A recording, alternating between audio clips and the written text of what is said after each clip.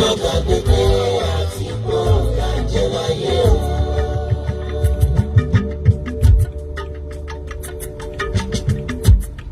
Ìtànà tó bọ̀gbẹ́ láṣọ tó tutù yọ̀yọ̀ bẹ́ẹ̀ nígbà dòjé bá sì kọ́ aṣubú wá sì rọni. Àpẹẹrẹ èyí fúnra wa ni bọ́lọ́run ti wí. Kọ́mọdé àtàgbà máa gbọ́ o. Kó nígbàgbọ́ gbogbo àgbáyé ẹ máa gbọ́ o. Kí gbogbo ẹni tó ń jọyìn, kí gbogbo ẹni tó ń jàdó máa gbọ́ o. Ká máa mọ̀ wípé yẹpẹrẹ ni wá bí ewéko. Ó jàre. Bí a bá ń jó, bí a bá ń jẹun. Bí a bá ń fi tó ewúrẹ́ jẹ ká o. Ká má gbàgbé pé àti pò lájẹ́ láyé o. Bí a bá ń jìyà, bí a bá ń mú mi, bí a bá ń mú mi ojú wa mú sí o. Bá a bá mú ṣẹ́jẹ̀ kúlé ṣọ́ọ̀ṣì lọ. Ká má gbàgbé pé àti pò lájẹ́ láyé o.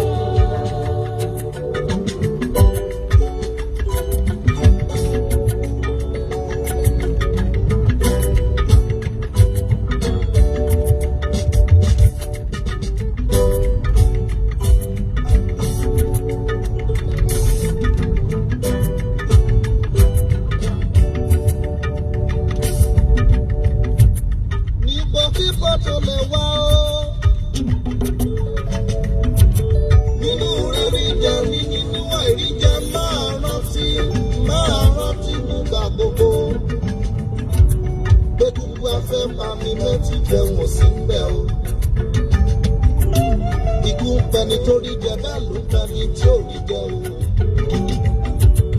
Àwáwí onílẹ̀ sí omi kọ̀ bá ti dé. Àwáwí onílẹ̀ sí omi kọ̀ bá wọlé. Wọ́n ló yá. Wọ́n ló yá.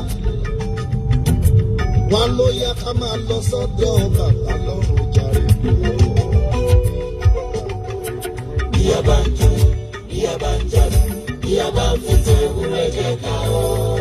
Bá a bá ń gbádùn bí a bá ṣàlàyé. Ká má gbàgbé pé àti pò lájẹ́ láyé o.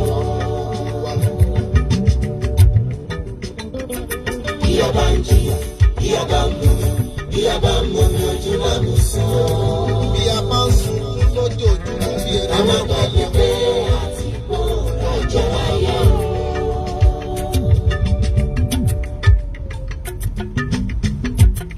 Èrè kí ni fẹ́nìyàn tó jèrè gbogbo ayé yìí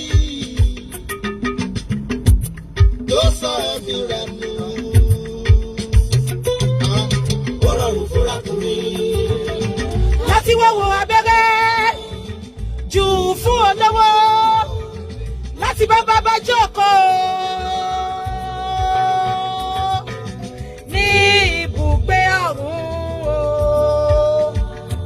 Olówó àdùnwó ló wà láyé òṣì.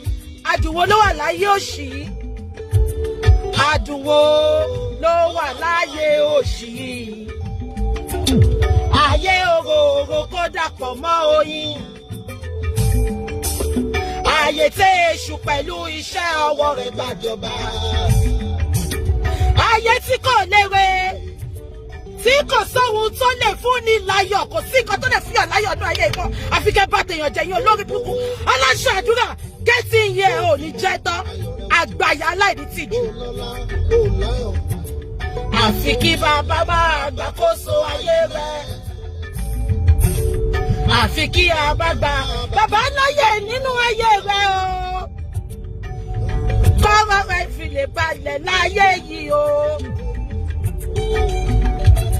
Bí a bá ń joyin, bí a bá ń jàdùn, bí a bá ń fi tó ewúrẹ́ jẹ ká o.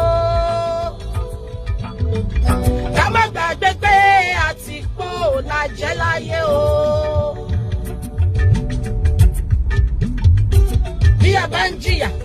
a bá ń momi bí a bá ń domi ojú lámùsùn.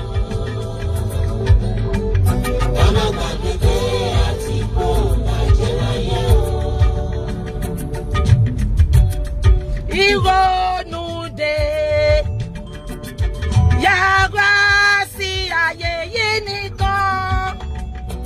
Ọkọ kẹ́yìn ti dé Kristi ń pe ẹlẹ́ṣẹ̀. Ọkọ kẹ́yìn ti dé Kristi ń pe ẹlẹ́ṣẹ̀.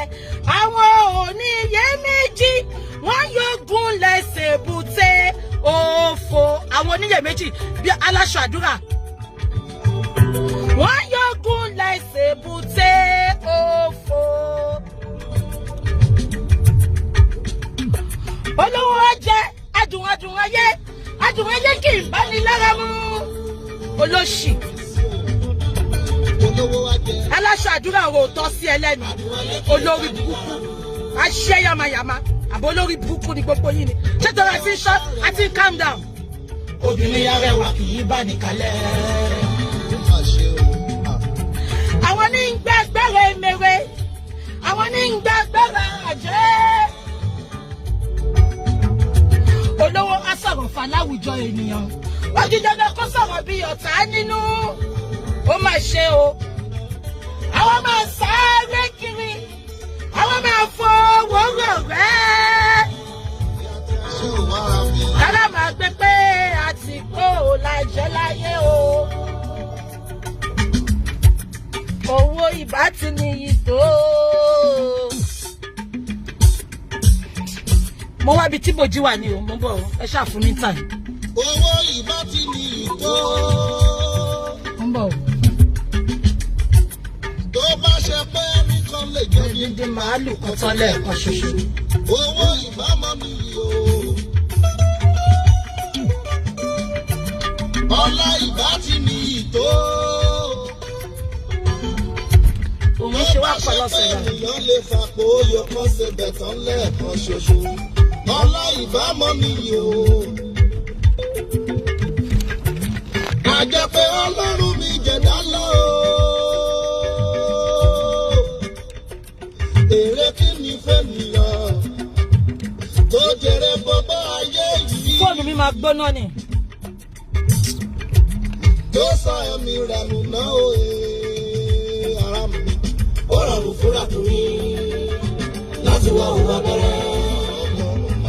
Fún olówó láti bá bàbá jókòó. Ibùgbé ọ̀run o. Olówó ayé. Ẹ̀ka ṣàìlówó máa bọ̀. Bó bá dé mọ́ lọ́rùn yọ, yóò sọ̀rọ̀ mọ́ lọ́rùn yẹ. Ayé yìí yá lọ, ayé yìí yá lọ, ọdún náà nílẹ̀. Ayé yìí yá lọ. Ok, mo ti mọ nǹkan tí máa ṣe. Mo máa gbé fóònù yẹn sílẹ̀ nìyẹn. Because it's very hot. Mo ò dẹ̀ ní fẹ́ kí fóònù yẹn kú. Ayé yìí yá lọ. Mo ń bọ̀ o. Ẹ jẹ́ kí n yọ sílẹ̀. Mo kàn fẹ́ máa ka mẹ́sẹ̀jì ni mo ṣe gbé sókè. Àwa náà fẹ́rẹ̀ dùbúlẹ̀ náà táwọn mi lè dìde. Ọ̀rọ̀ máa gbólé kálukú sàárè wa. Ayé lọ, ayé mọ̀ ń lọ.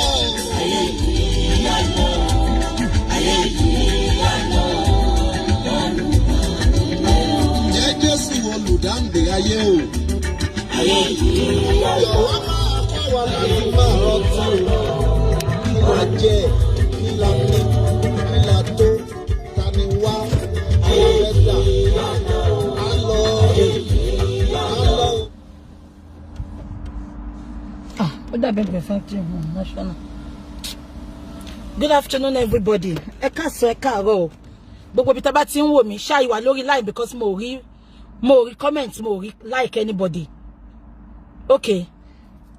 Ẹ káàsán ẹ káàárọ̀ o. Gbogbo ibi tá bá ti ń wò mí. Ẹ káàsán ẹ káàárọ̀ ẹ káalẹ́. Tí n bá ń boil Timba boil mo kin like mo boil gan. But ma try láti control anger mi. Ṣé ti gbọ́. Mo kí gbogbo yín. Mo dẹ̀ dúpẹ́ lọ́wọ́ gbogbo yín go te join chat. Kí n tó bẹ̀rẹ̀ chat. This is my cyberspace. This is my cyberspace. Èmi ni mo ní data tí mo fi ń sọ̀rọ̀. Èmi ni mo ní phone. Tí ayé yín ò bá fẹ́ bàjẹ́ tó bá wá sórí line mi. Láti wá comment rubbish àbí kó wá challenge mi àbí kó wá bú mi. Wá lọ sínú bin. I would rather stand alone than stand with all you evil twats, all you evil idiots, all you evil hypocrites. Am I communicating?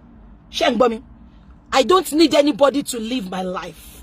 I don't need anybody to give me, to give me that accolade. You are dressing nice, you are looking nice.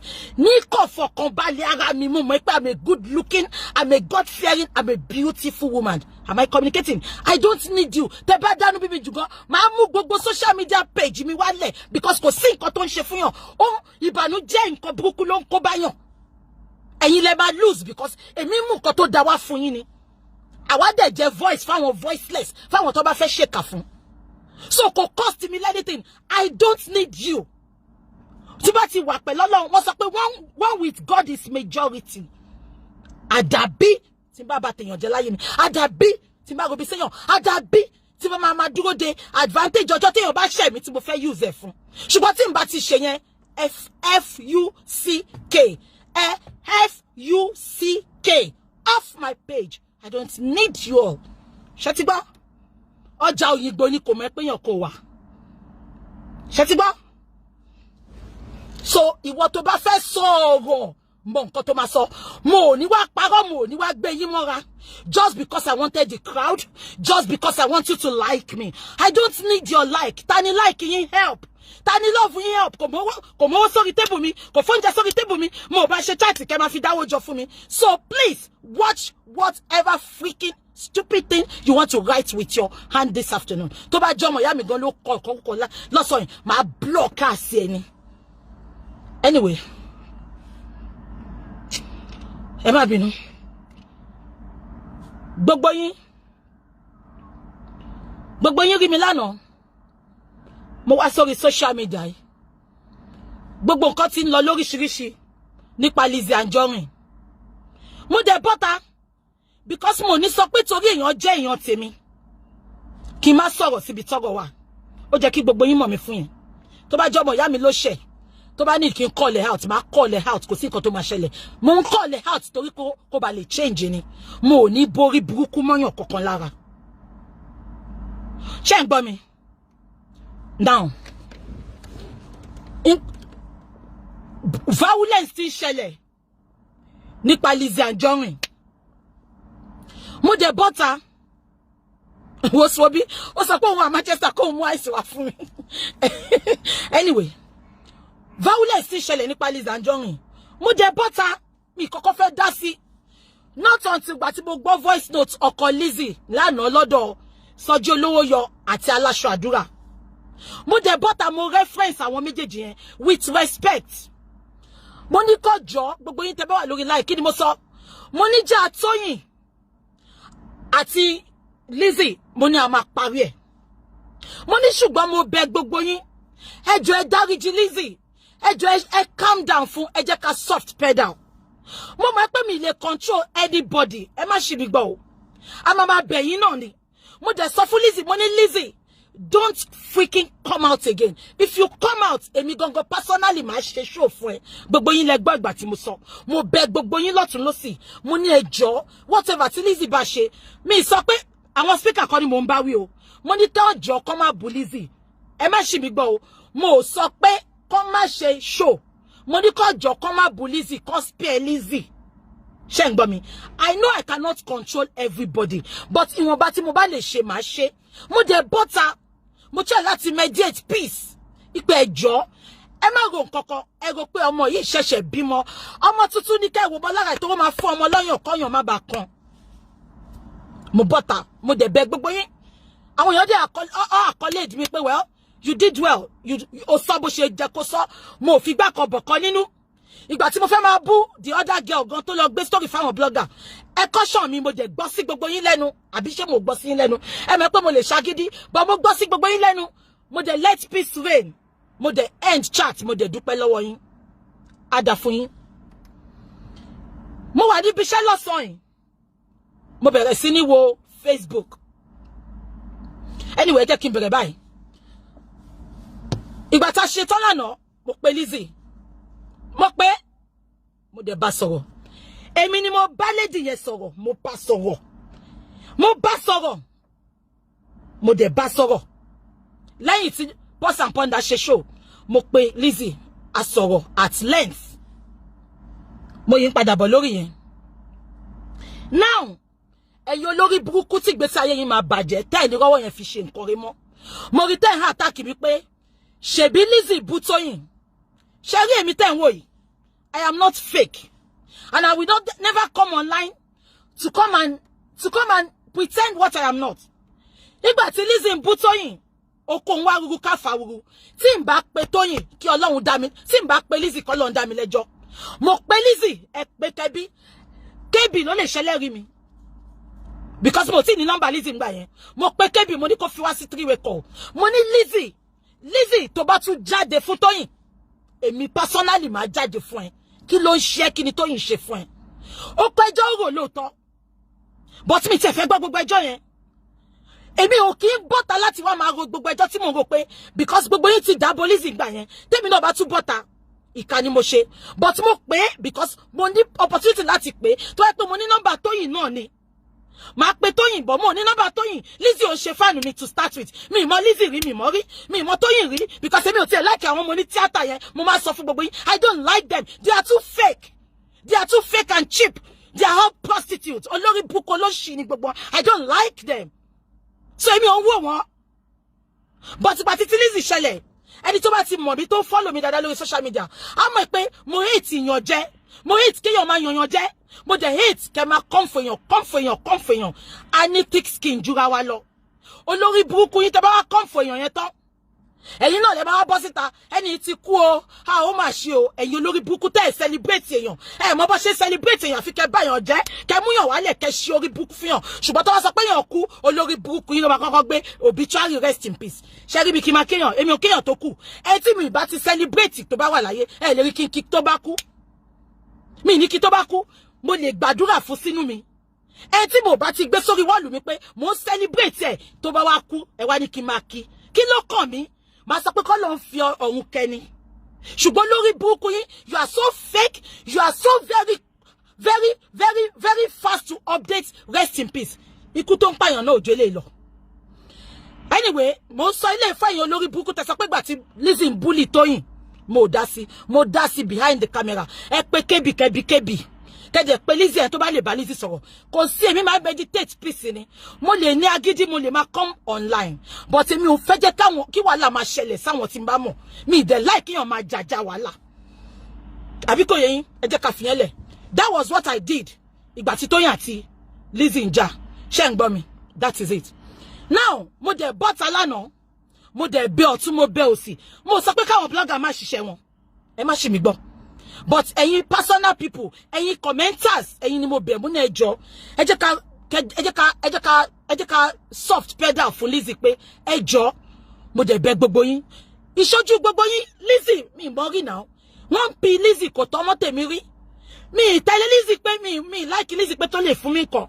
àbí kò yín anybody tó wá mọ̀ mi á mọ̀ pé mo like hard working people ẹni tó bá ṣiṣẹ́ mo bá like wọn that is the one reason ìkọ̀kọ̀ tó kọ́kọ́ attract mi sí Lizzy nìyẹn ṣọ́wọ́ mi yẹ yín so ẹ jẹ́ ká máa sọ̀rọ̀ lọ mo dẹ̀ rí kí gbogbo yín jọ kẹjọ kẹ dáríjì mo dẹ̀ pé lady mo bá so ètò ń jí òtọ́rọ̀ mo sọ̀rọ̀ débi pé lánàá mo láti pa fóònù mi gan ni ipe tí ọmọ ìyá méjì bá wọlé tí wọn bàbá ara wọn so tọ̀rọ̀ à ń tanra wa jẹ ni tí bá dẹ̀ bá ẹ sọ̀rọ̀ Lizzy tó bá gbọ́ mo ò ní pè ẹ́ mọ́ màá dẹ̀ block ẹ̀ mo sọ fún mo lè pé mo ní fóònù méjì bí ni kí gbogbo yín gbọ́ kẹ bá rò bí pé mo lọ ń pàǹpà ẹ̀ lẹ́yìn èmi ò kì í ṣe bẹ́ẹ̀ tí Lizzy bá ń bọ́ mi gún máa tọ́jú owó ẹ̀ ni kò ń ṣọlọ́run kámbèlè tẹ pé kò bọ́ mi mo kọ̀ láti mediate peace ni mo dẹ̀ bẹ̀ gbogbo yín lóòótọ́ ó dẹ̀ lọ update yìí ń ṣẹlẹ̀ mi lè wà against update yìí because inú bí gbogbo yín bínú ṣe máa ń bí oníkálùkù ọ̀tọ̀ọ̀tọ̀ ni ṣùgbọ́n ṣé mo nǹkan tó bí mi nínú jù ṣé mo nǹkan tó dùn mí jù wọ́n sọ pé ìwọ tó ò bá ní nǹkan gidi nínú cupboard má ju òkò Adébímpé aláṣọ àdúrà tí ò bá rí ẹni tó máa bẹ́ẹ̀ sọ̀rọ̀ máa bá ẹ wí olórí burúkú ni ẹ ò ní àròjinlẹ̀ Adébímpé aláṣọ àdúrà gbogbo àwọn nọ́ọ̀sì tí mo ti rí láyé mi ìwọ ló lé olórí burúkú jù nù gbogbo wọn you are the most useless nurse I have ever come across in my entire life níjọ́ tó bí mi tó fi oyin sí mi lẹ́nu Adébímpé aláṣọ àdúrà ìwọ ló ya olórí burúkú jù lórí social media you are the most promiscuous adult on this social media you are the most ridiculous idiot on this social media ìwọ ló useless jù ìwọ ló ní tìjú tó bá ń pín shameless ìjọ tó ń pín shameless Adébímpé aláṣọ àdúrà ó sì níjọ́ tó ń pín tìjú shame on you you are a stupid idiot Adébímpé ìwọ bọ́tà òun búlíìsì ṣó bá pé mo pọ́n ilé lánàá gbogbo swiss lace torí ìyẹn tó bá ní swiss lace máa sọ di tẹ́gun mọ́ yàrá yẹ lọ́hùn àbólórí burúkú dẹni èmi ò gbé náà wojú ṣe ẹ̀ bí ìgbé náà wojú ṣe ẹ̀ máa tì ká bọ̀ ẹ́ lójú ṣọ́ra àwọn tó lè máa sọ̀rọ̀ Lizzy á jẹ́ káwọn tí ò ní skeleton cupboard Adébímpé ibi bàrí gbogbo wa jókòó sí ó ti gbàgbé ni Gaddafi ọkọ Esabod legal husband Esabod tó bí ọmọ fún Esabod Gaddafi ọ̀rẹ́ ni Gaddafi bá ṣe gbọ́nu story Adébímpé àní gbogbo láyé ọjọ́ ọ̀la máa mú wá síbi gbogbo ẹ̀yin tẹ́ update gbogbo ìtàn yín la máa gbé wá sórí social media padà Adébímpé ó ti gbàgbé ni Adébímpé Gaddafi ọkọ Esabod ni legal husband Esabod ìgbà tí Esabod máa wá sórí social media Gaddafi ni Esabod fi wọ́n wá as ọkọ anything tí ó bá wá transpire Adébímpé aláṣọ ikú aláṣọ lórí burúkú aláṣọ táyé ẹ̀ ti bàjẹ́ dáńkú ara wa ní ìjìnlẹ̀ pampam mo wò títí ó dàbí àjòkó ọjọ́ àánú àwọn agbẹ̀rún lórí burúkú irun òṣì irun táyé ẹ̀ ti bàjẹ́ àtúgbẹ̀yìn àgbẹ̀ sórí ò ní kúre tí n bá mú ẹ tí bá finish ẹ tán ò ní dúró wò tán Adébímpé Esabod ìgbà tó máa wá sórí social media Adébímpé ọkọ ẹ̀ ló fi wọ́n wá ó ní Gaddafi lélẹ́yìí gbogbo wa dẹ̀ rí Gaddafi pé ọkọ Esabod ni Adébímpé ó lọ sí Dublin ó bẹ̀rẹ̀ sí súnmọ́ Esabod ti sọ ó ti sọ pé gbogbo àwọn aṣọ ìyá tó ń tọ́jú ní nọ́ọ̀sì nòmù gbogbo aṣọ wọn ló ti jí tán ó ní kaba kéńkélé ó ṣàǹlẹ̀ mọ́ Esabod àtàṣe pọ̀ ó máa àtàṣì ní gbogbo platform lẹ́tí máa rí ó máa kíyín bọ̀ ní olórí burúkú kùkùté àwọn kùkùté yìí náà ni ẹ tó bá ti kúrú sẹ́ ẹ sá fún wọn àná olórí burúkú ni wọ́n ẹ jẹ́ kí n bá sọ̀rọ̀ mi lọ aláṣọ iná aláṣọ ikú Esabod ó fi bàbá Gaddafi wọ́n wá ó bẹ̀rẹ̀ sí ṣàtàṣe ó bẹ̀rẹ̀ sí tàṣàṣe ọ̀rẹ́ mi olóṣì bíyá kò ní bro ni o bíyá wọ́n fá bro ojú ẹ̀dànù ni o máa wò ń gbà bí bàmá rẹ̀ very ugly woman bó ṣe bitter bó ṣe ugly lójú ẹ̀ ṣe ugly ẹ jẹ́ bá sọ̀rọ̀ mi lọ àwa bọ́ta ó bẹ̀rẹ̀ sí ṣàtàṣe gbogbo ayé ló bá ṣàtàṣe mọ́ ọ̀rẹ́ mi ní Esabod ọwọ́ mi lọ bí sí àjọṣọ̀rẹ́ ní Ìbàdàn ní Mọ̀lété ni olórí burúkú àṣọ fẹ́ dó Gaddafi ọkọ Esabod ni Gaddafi àti Esabod ṣà ń jà àṣẹ olórí burúkú Adébímpé ó ti lọ sí Dublin ó ti lọ ní date pẹ̀lú Gaddafi inú restaurant ni Gaddafi àti Adébímpé wà tí Gaddafi ti gbé ọyàn Adébímpé tó ti gbé sẹ́nu ibẹ̀ lèèyàn kan ti wọlé torí Adébímpé fẹ́ jí oko Gaddafi dóni ó ń jí dóni kò dó síta ṣé ń gbọ́ mi ibi tó ti wà ní restaurant tó wà ní Dublin ó ní Gaddafi gbé ọyàn Adébímpé ní Dublin ní ẹ̀yìn restaurant bó ṣe gbé sẹ́nu ni bẹ́ẹ̀ nìyẹn ṣe wọlé nìyẹn ẹnìyẹn pariwo bí Adébímpé ṣe rí ẹnìyẹn ó sáré bọ́ta the second day ó wá sọ fáwọn èèyàn pé òun fẹ́ Gaddafi ká sọ pé ẹnìyàn ò rí Adébímpé ni ó máa jí Gaddafi dò á dẹ̀ máa súnmọ́ Esabod pé ìyá mi o màmá mi o I love Esabod Adébímpé ìwọ ló ya olórí burúkú jù lórí social media Lizzy ò fẹ́ ọkọ rẹ̀ ìwọ fẹ́ ọkọ Esabod ó tún wá fẹ́ Gaddafi lásán ò ní kúre Lizzy lè fẹ́ jìgólò Lizzy lè fẹ́ ẹni tó bá hùn ṣó fẹ́ gbọ́ ẹ jẹ́ kí wá sọ kílíkọ̀ fún yín lọ́sàn Lizzy ti sọ lánàá kò ní fi ọkọ ẹ̀ sílẹ̀ Adébímpé olórí burúkú ni ó fẹ́ do oko Alhaji ni ó fẹ́ do oko Mr. Lawal ni ó ti rí pé oko Mr. Lawal tó bá pààkì ẹnu ṣòkòtò rough packing ni oko yẹn máa dúró tó wá tún fi sábẹ́ ìtàn ni oko yẹn ò ń dúró tán Adébímpé olórí burúkú ni ìtòkẹ́ sábàdì ti sọ boko Gaddafi ṣe rí nǹkan tó mọ ẹ lọ́dún Gaddafi nìyẹn ó tún ti gbá poko ọkọ Lizzy oko yẹn ó ń pọ ọmọ ó ń ṣoríṣiríṣi ó tún fẹ́ tẹ̀sí ẹ̀ ò lè rélé ìjẹ́ ò ní kúre ọmọ àlè ṣé ń gbọ́ mi ó sọ pé Esabod ọ̀rẹ́ ẹ̀ ni ìgbà tán wá ká ẹ mọ́nú restaurant ó wá bọ́ tánjọ́ kejì òun fẹ́ Esabod òun fẹ́ Gaddafi gbogbo èèyàn ń wò báyìí wọ́n ń pè wọlé ńjọ́ náà èmi gangan jáde fún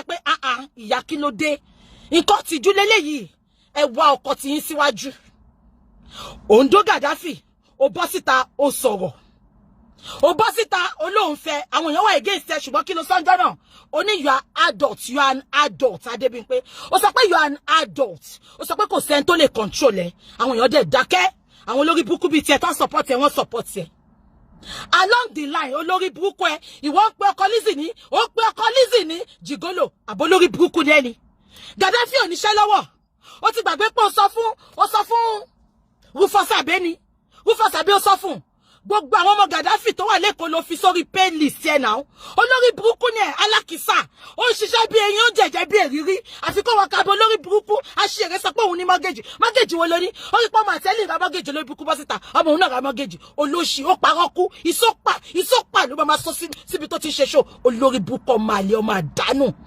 ẹ jẹ́ kí n máa sọ̀rọ̀ lọ. ìwọ sọ pé ọkọ Lizzy jìgolo jọ kí ni Gaddafi tó do ẹ kí ni wọ́n tún pè wọ́n sọ fún ẹ pé Gaddafi ti ní girlfriend ṣó fẹ́ sọ fún mi pé girlfriend ni Gaddafi ò pè ẹ́ girlfriend ni Gaddafi pè ẹ́ náà ó ti wà gbé ni ó sọ fún ẹ pé Gaddafi òun lòun fẹ́ Gaddafi ìjà ṣẹlẹ̀ náà ó kàn já síta ni náà ẹni tí Gaddafi fẹ́ gangan ní London ó pè ẹ́ ó sọ fún ẹ pé má tẹ̀rí sí kò ṣẹ́rù ẹ ìjà yẹn bọ́ síta ni Adébímpé Lizzy ò tí ì bímọ fún bàbá mẹ́ta Adébímpé bàbá mẹ́ta ọmọ mẹ́ta ni bàbá kan ọmọ kan ò ní tìjú ni you are a shameless idiot olórí burúkú aṣiire ó ń ṣiṣẹ́ bí eyín ń jẹ̀jẹ̀ bí èrírí ẹ wo bó ṣe rí kò ra kaba níbi tó ti ń ta kaba gidi rí àwọn kaba charity ni bend down select ni ẹ lè rìn kẹ́ bá pàdé ẹ̀ ní British Foundation àbí kẹ́ bá pàdé ẹ̀ lọ farm àwọn ibi tó ti mú kaba nìyẹn olórí burúkú wọn náà fẹ́ sọ̀rọ̀ sí Lizzy ta ni ẹ ta ni wọn ẹ wọ́n bọ́ monkey wọ́n bọ́ banana ò ní kúre kò ní dá fáwọn alátìlẹyìn gbogbo àwọn supporter ìtọ́ ń bá ẹbú Lizzy kò ní dá fún wọn ẹ jẹ́ kí n bá sọ̀rọ̀ mi lọ. àwọn parents yìí Gaddafi wọn bá máa ti kú ìwọ ló pa wọn àtijọ́ tí Gaddafi tó ti ń wá sórí social media Esabod ti sọ̀rọ̀ Gaddafi àwọn family yìí ò kú rí Gaddafi Esabod ò fi wọ́n wọ̀n rí olórí burúkú Adébímpé ṣé ọmọ kan tó ṣe ó lọ sí Nàìjíríà èmi yìí túbọ̀ ta mo ṣe ṣò fún ẹ pé ká má rí ni Sọ́ọ̀lù wí kò sẹ́ni tó ṣe bẹ́ẹ̀ rí nílẹ̀ Yorùbá tí ò bá ṣe pé yìí Facebook ẹ má fi gbá kan bọ̀ kan nínú ìtorí pé ẹ fẹ́ gang fight ẹ ní jẹ́ ká sọ tọ̀rọ̀ síbi tí ò tọ̀rọ̀ wà.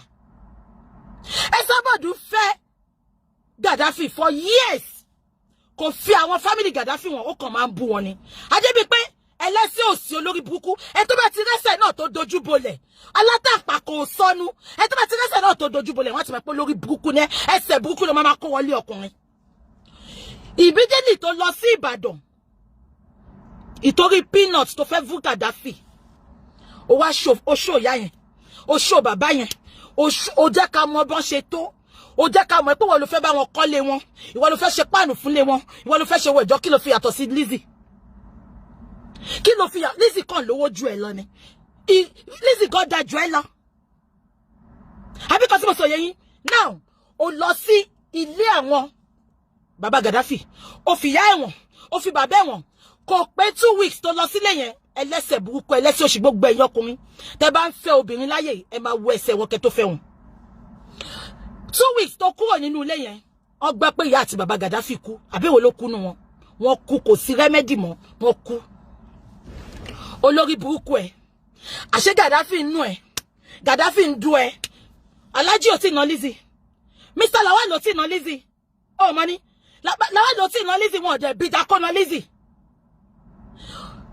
Gaddafi àánú ẹ̀ agbowó lọ́wọ́ ẹ̀ Gaddafi ò lọ sẹ́kọ̀ọ́ láti jọ́ tó ti fẹ́ sábọ́ọ̀dù ìgbà tí Gaddafi fẹ́ ó sanwó tíkẹ́ẹ̀tì lọ Cyprus ó sọ pé ṣe wedding àbó lórí burúkú ni ẹni Adébímpé tó ò bá bá tọ̀ wọ́n abárọ̀bá àrọ́bá ní bàbá ìtàn gbogbo ọ̀rọ̀ ìgbésí ayé ẹ̀ pẹ̀lú Gaddafi ó wà nù archive àmà bí ẹ play láyé ìjọ́ òun ni àbólórí burúkú ni ẹni Adébímpé tó bá tiẹ̀ sọ pé ẹran kan fẹ́ kọ̀yàn ní wòpà kò ń ṣe bíi tìgbín Adébímpé kò ń ṣe ìwọ ló jẹ́ kó wá dá sí ọ̀rọ̀ Lizzy because ò ní tàn re àwọn ọmọ ò ní tàn tó fẹ́ dé bá.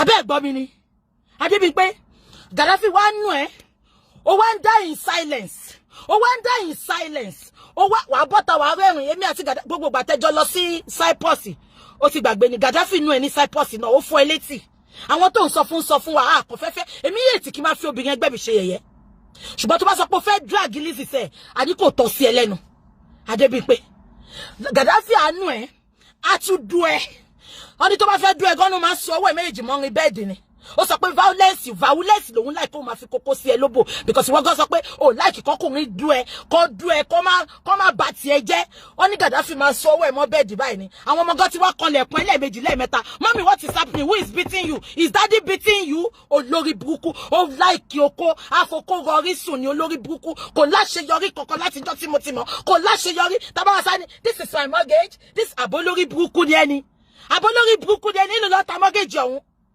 káàṣì máa kó síta fún ẹ olóbò promo Adébímpé Pinky Pius oní kọ́mẹ́ǹtì sọnù àbí nǹkan tí mo sọ yẹ yín olóṣì tabawítọ́ aṣorí mo bọ̀ okay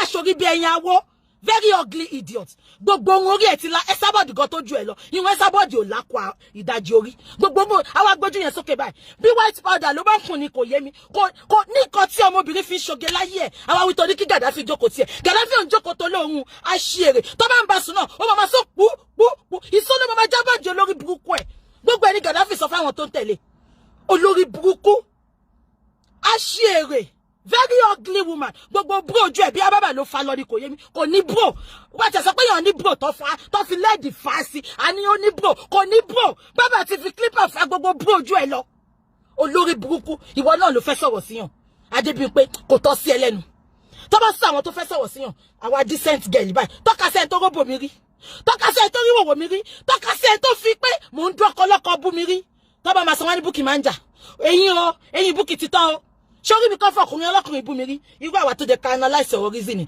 kò ń ṣe wo aṣẹ́wó dọ̀mítìlà aṣẹ́wó no be work yo àgbàyà wọn á dókódókó wọn á tún dókó lójú ọmọ jẹ́ ìwọ̀n ẹlẹ́tì olórí burúkú Adébímpé ìwọ̀n bú Lizzy ó ti gbà pé ìwòwò ń jọkàn wà àti Gaddafi ẹ wà lórí bẹ́ẹ̀dì báyìí lẹ́ ń ṣe Facebook live chat nínú ìwòwò Gaddafi ṣẹ̀ṣẹ̀ du ẹ̀tọ́ ni ìwọ náà confirm ẹ̀ ó fẹ́ ṣàkọsẹ́ Esabod ṣé gbogbo olórí burúkú tó ṣe ń gbà yẹn ó fi ṣẹ̀sìn ara ẹni máa lọ́jọ́ gbogbo ẹ̀ náà káàrí fún ẹ àbó ti gbàgbé ni ó wá ṣe show ńjọ́ yẹn ìwọ àti Gaddafi ẹ fẹ́ ṣe fọ́rífọ́rí Esabod bẹ́ẹ̀ ṣe sùn sórí bẹ́ẹ̀dì ní tẹ́ ẹ̀ wọṣọ ẹ̀bùra ni tó ṣe live video ó fi kíní yẹn sílẹ̀ for like 10 minutes mo rò báwọn èèyàn pé ẹ̀ tó sọ pé this is very bad ó wá lọ yọ video yẹn ìwọ tó yẹ pé wọ́n ń dún ẹ mọ́nú lé ni àwọn ọmọ wọ́n ń dún ẹ mọ́nú lé ni you are not proud to bring out àwọn tó ń dún ẹ kò ní dáfẹ́ wọ́n láì má ti lábẹ́ kẹsẹ̀ bọ́ gbogbo àwọn olórí burúkú àti tó ń pè láǹtì má ti kábọ̀ gbogbo wọn lójú má ṣe gbogbo yín yàmàyàmà àbólórí burúkú ni ẹni olóṣì ó ṣẹnu wíwọ́ bí apá ajá aṣèrè aláìní tìjú aláìní rònara galatia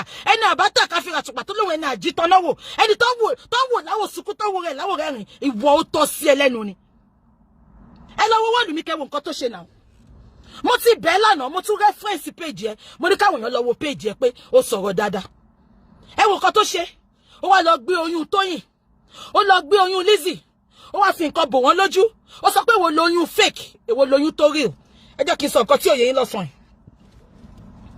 Lizzy ní oyún lóòótọ́ ṣé ń gbọ́ mi Lizzy ní oyún Florida Miami dẹ̀ ní Lizzy bímọ sí ṣé ibi tí Lizzy wà yẹn ṣé ń gbọ́ mi ibi tí Lizzy wà yẹn ọ̀dọ̀ àwọn family friend ẹ̀ níbi tó dé sí ó ti wà lápàtment tẹ́lẹ̀ ṣé ń gbọ́ mi apartment yẹn ti dájú fún gbogbo èlé mímọ́ o èmi ò ní bàtà wá parọ́ gbogbo ẹ̀ ní mo mọ̀ apartment tó wà yẹn kò easy fáwọn family friend wọn kọ́ lọ máa kí ń bẹ̀ then ibẹ̀ quiet tó bá ti lọlé òun àtọmọ nìkan ló kù ó need help kò lè dá ṣe ló ṣe padà lọ sílé àwọn family friend yẹn Miami Florida ló wà ẹ̀gbọ́n mi Miami Florida ló ń gbé mo ti ní kó pe Lizzy pẹ̀lú nọ́mbà Lizzy òun àti Lizzy ti sọ̀rọ̀ because mo fi ìpele wọn súnmọ́ra wọn ni ipa lọ bá mi yọjú sí èmi ò ń ṣe olórí burúkú èèyàn mi ì sọ̀rọ̀ láti gba owó lórí social media mi ì nídìí ìrànlọ́wọ́ anybody ìrànlọ́wọ́ Ọlọ́run àti ìrànlọ́wọ́ àwọn tí Ọlọ́run bá rán sí mi ni èmi tó fẹ́ confam mo ní kó kẹ́kọ̀ọ́ mi bá mi pé ẹ̀gbọ́n mi tí mo tẹ̀lé Miami Florida ló wà ó pé pẹ̀lú nọ́mbà mi fẹ́ fi nọ́mbà yẹn síbí báyìí ni mo bá fi síbí Adébípé lórí burúkú tí wọ́n sọ pé kò bímọ sí Amẹ́ríkà kò lóyún Adébípé gbogbo yẹn ló máa jọ ẹni ṣebí bàbá akẹrin tó fẹ́ bímọ fún igbá ló gbé síbẹ̀ náà igbá ló gbé síbẹ̀ wọ́n lé ẹ dànù nígbà tó mọ̀ pa irọ́ ló ń pa olórí burúkú olóṣì olóhùn Àkúrẹ́ ọmọ àlè Àkúrẹ́ gbogbo àwọn ará Àkúrẹ́ tí mo mọ̀ lọ sóríire lọ kàwé débi tó kàwé dé olórí burúkú ẹ wò yá ẹ náà má jẹ́ kí n bú ya ẹ torí ya ẹ ò ṣẹ̀ mí ọmọ ọsàn ló ń kó gbóngbó báyẹ̀ Adébípé jẹ́ kó rí ìyá láyà ẹ pé Lizzy was pregnant ẹ wojọ́ tó bu yẹn ṣé mo bọ́ta náà mi bọ́ta pàdé bí n pé ṣe bu mo wò pé Lizzy ló fa gbogbo kíní ìfúnra rẹ̀ but kí ló dé àti báwí gbogbo yẹn ti báwí ẹ wo interview tí PNP ṣe lánàá PNP ò side anybody PNP béèrè àwọn nǹkan tó jẹ́ kó béèrè ẹ dẹ̀ wo ọmọ yẹn gentle lánàá ó calm down ó sọ pé ó gbọ́rọ̀ sí wa lẹ́nu ó kàn láti sọ̀rọ̀ ní láti pour little things síta ó dẹ̀ sọ̀rọ̀ ebi gan mo ní máa bínú sí bọ̀ mo rí pé kò jáde fúnra rẹ̀ kò dẹ̀ bú ebú ó calm down ó ti bẹ̀rẹ̀ sí ní pé ọmọ yẹn ó ti respect ẹ̀ ó ti sọ̀rọ̀ ó dẹ̀ sọ pé òun ò lè fi ọkọ òun sílẹ̀ ṣẹ́bọ̀ kan tó ń darí bíi pé ìtọ́kọ́ ọmọ yẹn sọ pé òun ò lè fi ọkọ ẹ̀ sílẹ̀ Adébípé tí Lizzy bá fi Aláàjì sílẹ̀ gan Aláàjì ò lè dùn ẹ̀ ó dọ̀tí òbò ẹ̀ rùn òbò ẹ̀ yàn dín òbò ẹ̀ ti pìṣì ó ti ṣìkìnìkìn òbò tó ti gbẹ́jọ́ lórí social media wọ́n ti finger fork ẹ̀ wọ́n ti cross fork Gaddafi ti dùn ẹ̀ ó ti máwọn ọ̀rẹ́ náà kọ́ wá dùn ẹ̀ ṣóbò yẹn ni Aláàjì fẹ́ do Aláàjì lè má lówó ṣùgbọ́n ní class Adébípé you are a trash. You are a trash. You are so dirty. You are so dirty. Mo wo English dictionary tí ma fi qualify ye. Mo rí. You are a disgrace to womanhood. You are a disgrace to all the nurses in United Kingdom. You are a disgrace to Akure women. You are a disgrace to social media women. You are a disgrace to social media bloggers. Ìwọ bí ti báwo. Ìwọ àbálàrú ẹ̀. Archive mi àfi tó bá gbiná. Má gbé gbogbo ṣiṣẹ́ máa gbé síta ńbẹ̀ olórí burúkú ṣó fẹ́ gbọ́ ẹ jẹ́ yìí fìyẹn lè ká continue Adébípé títí ẹnìyẹn bàbá Bóríṣàdé ṣó dìgbà tán bá dé pampasì fún ike tó mọ̀ ìpẹ́ máa padà sí Nàìjíríà bàbá Bóríṣàdé imú yín bí mu tàtàṣe ẹ wo mú yín mi ìrímú mi ìrímú tó mi imú yín látijọ́ tí mo ti rìn immunity bàbá Bóríṣàdé ẹ wo mú yín bó ṣe rí tí mú yín ò bá tiẹ̀ ní control láti gbóhùn ṣé kò tún jẹ́ kẹ́nu yín náà ní control ni at 75 olórí burúkú yín bàbá Bóríṣàdé ṣó dìgbà tó bá ń dá GoFundMe láti gbé yín padà lọ sílé Abóríṣàdé immunica tí imú yín ò bá ní control tó tó bí ìyà ṣé kò jẹ́ kẹ́nu yín ní control ni Abóríṣàdé ẹ disappoint mi o nínú àwọn followers Àbíkẹ́ you are not one of àwọn tí mo pọ́nlé jù because mo máa ń like yín ṣùgbọ́n mo wá like yín ò sọ pé kẹ́ kọjá yín kí n má ti kàbọ̀ yín lójú immunica bàbá Bóríṣàdé kí ló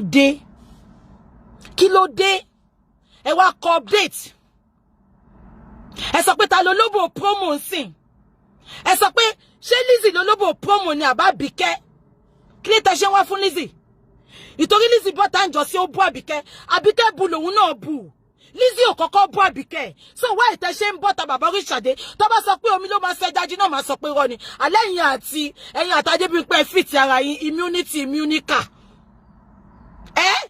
imú jì kò jẹ́ ká gbóhùn àṣebí Abóríṣàdé ẹ wo mú yín ó dàbí ìgbà tá bá kó tàtàṣe méjì pọ̀ sójú kan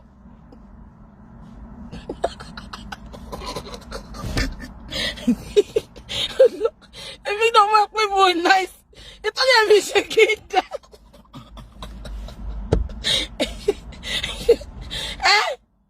Aboríṣadé, kí ni ọmọ yẹn ṣe fún yín? Ìtorí ẹ fẹ́ gbèjà Àbíkẹ́, ìmúníkà. Bàbá Aboríṣadé, ẹ wá lọ update. At 11 hours ago, let's update. Tẹ́ sọ pé ẹni tó bá wà ní glass house kò kí ń ju oko. Ta ló lóbò promo? Lizzy Osholobo promo. In all ramification, she's a decent lady. Tó bá jẹ́ olóbò promo ni àti fi ọkọ ti pẹ́. Ṣé fẹ́ gbọ́? Sábàbí ló ṣẹlẹ̀ sí Lizzy tí ò ṣe tó lè ṣẹlẹ̀ sí Bàbá Aboríṣadé. Olórí burúkú yín Bàbá Aboríṣadé. 2 weeks ago, straight from the heart. Mo rántí pé lọ drag èèyàn kan mọ̀ bí èèyàn kan bu ni. Ó wá bú ẹni yẹn Aboríṣadé. Ó sáré bọ́ta, ó sọ pé kó má bú o. Gbogbo yẹn come for straight from the heart. Ẹ sọ pé ó máa jẹ́ kó drag Àbíkẹ́. Àṣé torí birthday Àbíkẹ́ lẹ ṣe fẹ́ yẹ kó sọ̀rọ̀ ńgbà yẹn. Straight from the heart yìí. Straight from the heart yìí. Òun ló máa ń gbèjà Àbíkẹ́. Ṣùgbọ́n torí ẹ fẹ́ kí Àbíkẹ́ ṣe party yẹn successfully. Ẹ lọ ń bá gbogbo wọn, ẹ ń bú straight from the heart. Ẹni kó má bú wọn, kó má jẹ́ kó drab Àbíkẹ́ o. Ṣùgbọ́n torí Àbíkẹ́ ti ṣe birthday tán. Aboríṣadé onímú ooru. Imú wọn bí tàtàṣé. Immunity, imúníkà. Ìtorí Àbíkẹ́ ti ṣe birthday tán. Ìwọ ló kọ́kọ́ update. Àní tó bá sọ pé bí tá bá ti gbá ọgbọ́n òpònú la máa bá ń bẹ̀. Bàbá Aboríṣadé yín gangan lòpònú yẹn. Àwọn ọmọ tó wà lẹ́yìn yín gan wọn update. Ẹ̀yin gangan lẹ kọ́kọ́ update. Olórí burúkú yín Àbíkẹ́ ń joyè lẹ́kọ̀ọ́ àmàrí yín kẹ lọ́bẹ̀. 97 years in America. Ìtàn lọ́wọ́ máa pa bí ìtàn lórí burúkú bí àwọn àti aláṣọ ikú, they have a lot of things in common. Ìtàn Aboríṣadé máa pa 70 years in England. Bàbá òfò, ṣó dìgbà tó bá dá GoFundMe tó máa fi gbé yín lọlé àti gbé bàbá relé. Àárín yín kẹ lo Èkó rí, Àbíkẹ́ joyè, ó jẹ yèyé lúwọ̀ àbí kí yèyé kí ló jẹ náà. Àbíkẹ́ joyè àárín yín bẹ̀. Bàbá ayé ló ń pè yín. Ẹ tó bá máa ṣe bàbá ayé lówó lápò. Immunity, imúníkà. Ẹ tó bá máa ṣe bàbá ayé kò ń ṣẹnu ló fi ń joyè. Immunity, immunation. Kò ń ṣe ẹnu ló fi ń joyè. Wọ́n fi yín jẹ oyè àwòdì ẹ̀ lè gbádìyẹ bàbá ayé. Àgbàlagbà at over 75 years old. Ẹ wo nǹkan tẹ́ gbé sórí orí wọ́ọ̀lù yín. Ṣé ọmọ yín àbọ̀ ọmọ yín gbọ́dọ̀ rí nǹkan tẹ́ gbé sí yẹn?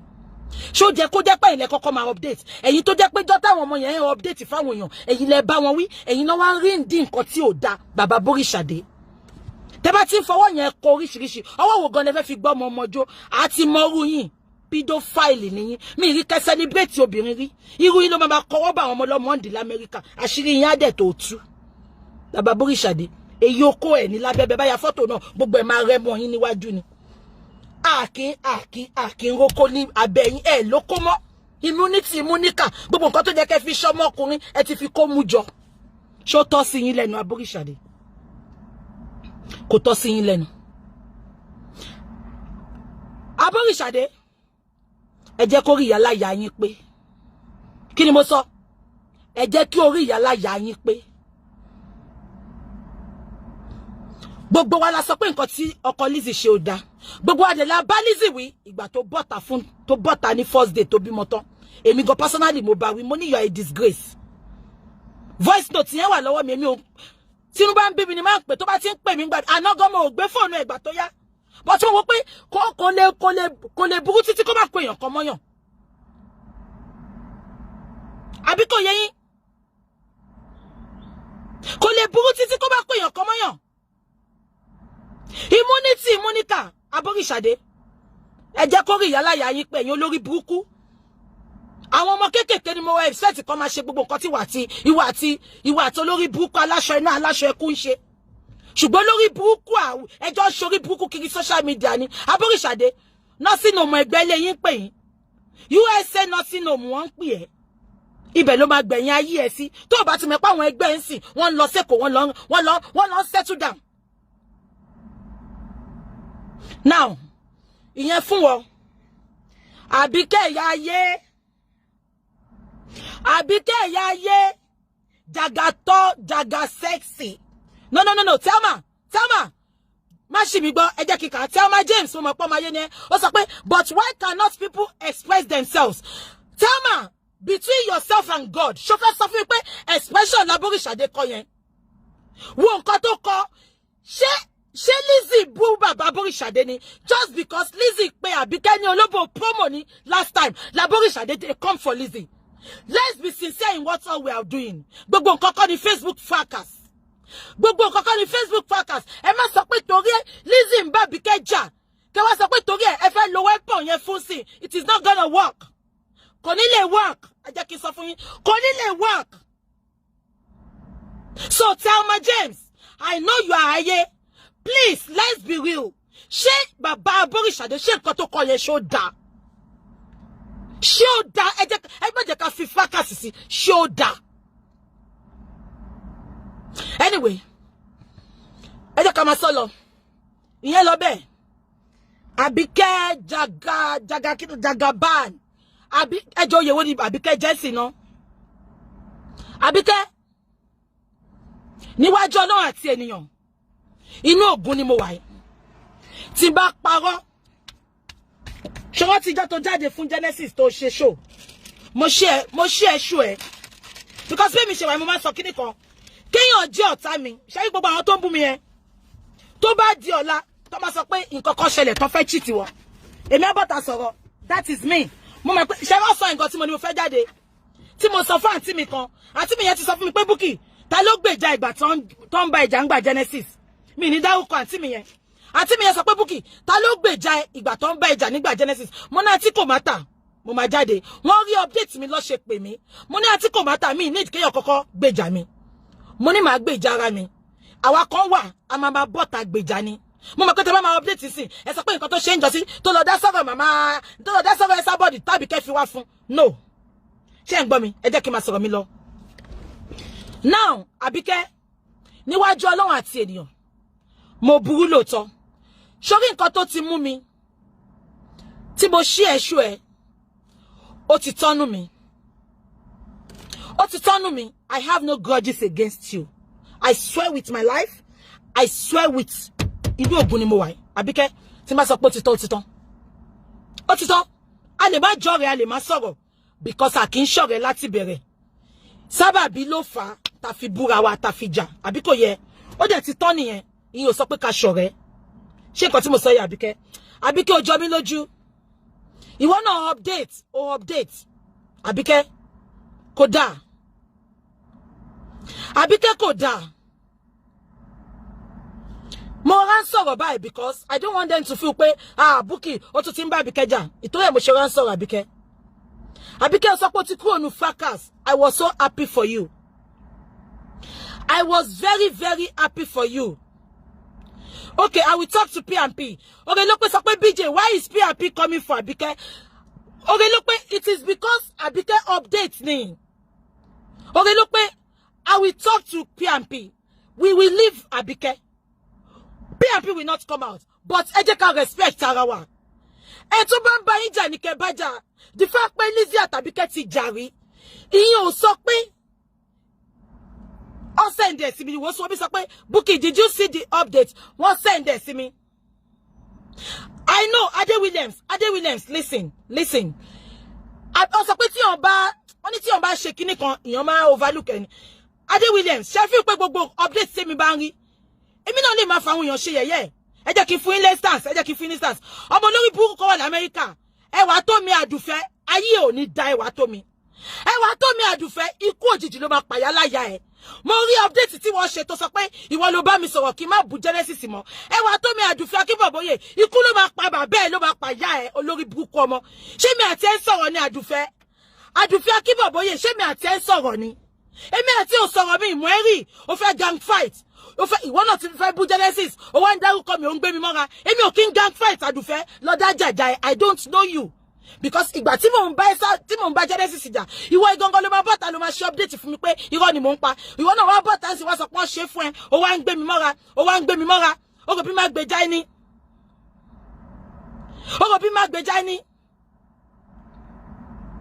ṣòro bí má gbèjà ẹni Àdùfẹ́ ó wá sọ pé ìwọ ló bá Bukky Jesse sọ̀rọ̀ kó má bu Genesis mọ́ àbọ̀ lórí burúkú ni ẹni ṣé lórí burúkú ni ẹni mo ní Genesis á mú mi kó tó mú ẹ àdùfẹ́ Genesis ò mú ẹ rí wọn ò láìkí ẹnu gúùpù yẹn ṣùgbọ́n ọ̀rọ̀ tí ẹ kọ́ ni mo wá sọ mo kàn fọ̀rọ̀ tí ẹ ṣe example ni mo dẹ̀ wọ́n ọ̀nà ẹ má parọ́ mọ́ mi èmi àti ò sọ̀rọ̀ rí láyé yìí á sọ̀rọ̀ rí kí ló tó bá ṣe sọ pé èmi ìwọ ló bá mi sọ̀rọ̀ tí mo fi sọ̀rọ̀ Genesis mọ́ mo ti gbọ́ ọmọ gíọ́ ni mo ti gbọ́ náà ẹ jẹ́ kí n máa sọ̀rọ̀ mi lọ ẹ wo a lot of okay wọ́n sọ pé ti clone account Àbíkẹ́ ni okay ẹ jẹ́ ká filẹ̀ okay wọ́n sọ pé wọ́n clone account ẹni okay ẹ jẹ́ ká filẹ̀ ìwọ lórí burúkú tó ń clone account kiri máa clone lọ I don't have any grudges with Àbíkẹ́ don't get me wrong honestly I don't have any grudges she's my sister and I will always wish her well she's my sister honestly tó bá jẹ́ Yesabod náà ló tún ṣe nǹkan tó wú mi lórí lẹ́ni má tún support Yesabod bọ́rọ̀ tèmi ṣe rí ni ẹ̀mí lọ́ta àbí kò yé yín gbogbo àwọn tó ń bú mi gan ọ̀n ṣọ̀tá mi wọ́n sún mi débi ìṣelógo mi ni àbí kò yé yín so ẹ jọ ọ sọ pé wọ́n clone account yẹn ni ẹ̀yin olórí burúkú tó yẹ pé ọwọ́ yín ẹ máa fi clone kiri ní tẹ́ fi ṣe nǹkan rẹ ẹ continue ṣé kò tí mo sọ yé yín so ẹ jẹ́ ká filẹ̀ bẹ́ẹ̀ mi ní sọ̀rọ̀ sí yẹn mọ́ now mo wá fẹ́ sọ nǹkan kan ẹ jọ ṣé nǹkan tí mo sọ yé yín now kí ni mo wá fẹ́ sọ nǹkan tí mo wá fẹ́ sọ ni pé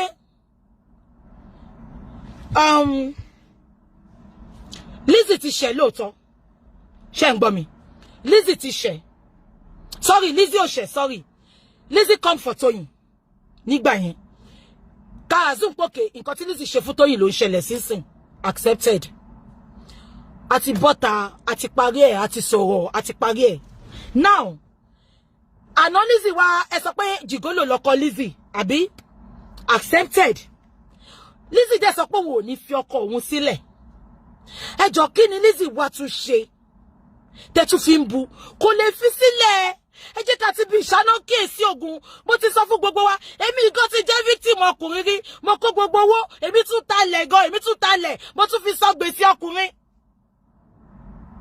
anybody ló lè bára ẹnu situation ṣé kí wá ṣọ́ọ̀kì yín lẹ́ni Alhaji Lawal ó lè lọ bá Lizzy pé òun fẹ́ lo jìbìtì fún ó ti há síbẹ̀ kò síbi tó ń lọ Lizzy ò lè lè dànù gbogbo èyí tẹ̀ sọ pé ó jẹ́ kí Lizzy lè ní Lizzy ò lè lè for better for worse sí ni wọ́n nǹkan tó kàn dùn mí ni pé kí Lizzy má wá sọ̀rọ̀ nípa Alhaji mọ́ kó má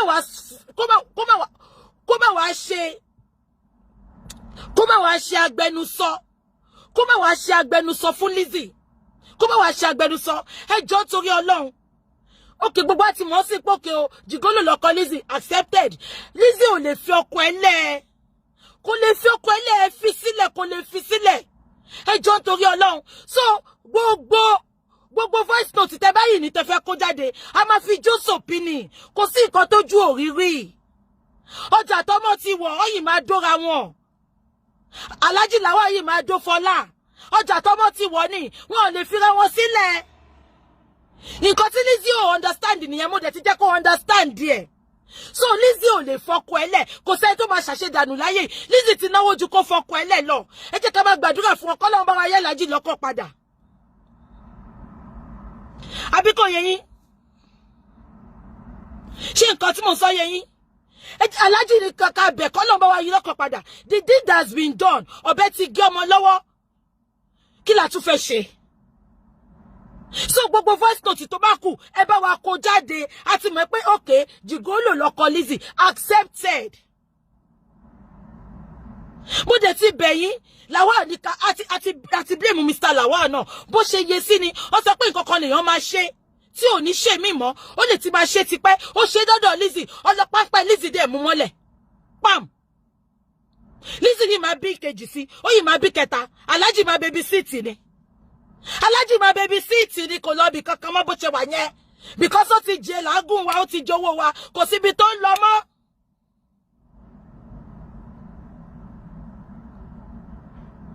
àbí kan tí mo sọ yé yín so ẹjọ́ nítorí Ọlọ́run ẹjọ́ mo bá Lizzy sọ̀rọ̀ lánàá mo dé like condition tó wà obìnrin ni mí kò di dandan tí n bá rí èèyàn mo wà lórí fóònù yẹn mo ń sunkún ara mi ń gbọ̀n ni Victor Queen olórí burúkú of America Maryland ẹlẹ́nu rírùn ó ṣẹ̀kẹ́ dìgbìdìgbì bí ìgbà tó pò kọ síbẹ̀ olóṣì olè ṣé torí mo fẹ́ wá fún ẹ látijọ́ yìí àwọn kan dáwó fún ẹgbà tí Genesis fẹ́ ṣe ìkórè wọn dáwó fún ẹ ó fowó jíṣẹ́ Victor ó fowó yẹn jíṣẹ́ ṣokòwò yẹn sílẹ̀ dèní wọ́n fẹjọ́ ẹ̀sùn mi wọ́n gbé kéèsì ẹ wá fún mi Victor wọ́n dá owó fún ẹ wọ́n dá owó gidi fún ẹ ìgbà tí Genesis fẹ́ ṣe ìkórè àwọn èèyàn dá owó fún ẹ Victor Queen ó bùdí ó gbé sẹ́yìn olóṣì gé a máa jó a máa sọ̀rọ̀ a máa pàùtù a máa pọnú lábí olórí burúkú ẹlẹ́nu rírùn a ṣí èrè ó jáde fún Genesis títí ìgbà tó máa fẹ́ ṣe interview wọn mà wá bá ẹ Esabod ò parọ́ ó lè ní ẹ̀ ìwọ ló sẹ́ẹ̀lì Genesis out ìwọ ló sẹ́ẹ̀lì Genesis out Victor Queen olórí burúkú obìnrin ló máa bá jà bọ́dá Sọ́jí ó bu ẹ̀jọ̀ sí ó máa dá lóhùn Victor Queen olórí burúkú ìkébè super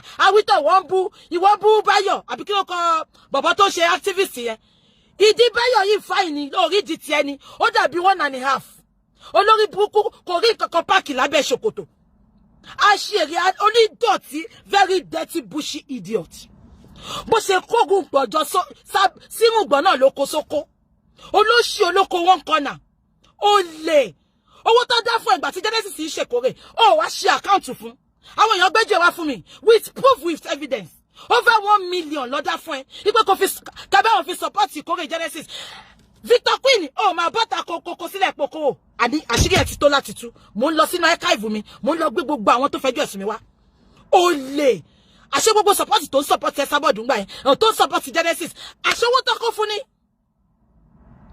ó lè ẹlẹ́nu rírùn like mother like son ẹ wo bó ṣe rí olórí burúkú èyí ìwé kò ní arẹ́jìmẹ́ òun náà bú Lizzy ó sì gbà pé òun náà fìyàwó lẹ́lẹ́ jìgólò ní ẹ̀ Victor Queen jìgólò ní ẹ̀ ṣèbọn náà máa yé kan tó ń tẹ̀lé ńsìn kí ló kọ lédi yẹn náà that lady she's made ó lè àmọ́ bó ṣe ń tọrọ owó lọ́wọ́ ẹ̀ ó sọ pé ó fẹ́ gẹ̀yẹn ò gbà fún ẹ ó láìkí ẹ ṣebí tó fẹ́ gbowó lọ́wọ́ ẹ̀ ní Victor Queen kí ni ìyàtọ̀ wà àtọkọ Lizzy gan gbádùn jù ẹ lọ ìtorí tó bá sọ pé káwọ̀ dán àwọn ọkọ Lizzy ló kó lábẹ́ ìwọ ní kankan lábẹ́ ó kó ẹ̀ bí HB pencil ni olórí burúkú olóhùn olè Victor Queen olè àní gbogbo ẹ̀yin tẹ́ ń ṣe síkà gbogbo ẹ̀yin olórí burúkú ẹ̀yin ẹ̀ nítàn gidi kó tó tiẹ̀ bọ́tà pọ̀ fẹ́ sọ̀rọ̀ Victor Queen lọ kó 1 million tó dá fún ẹ kó lọ kó fún Genesis olè ìwọ náà búyàn obìnrin ló máa bá jà Sọ́jí bu kò dá lóhùn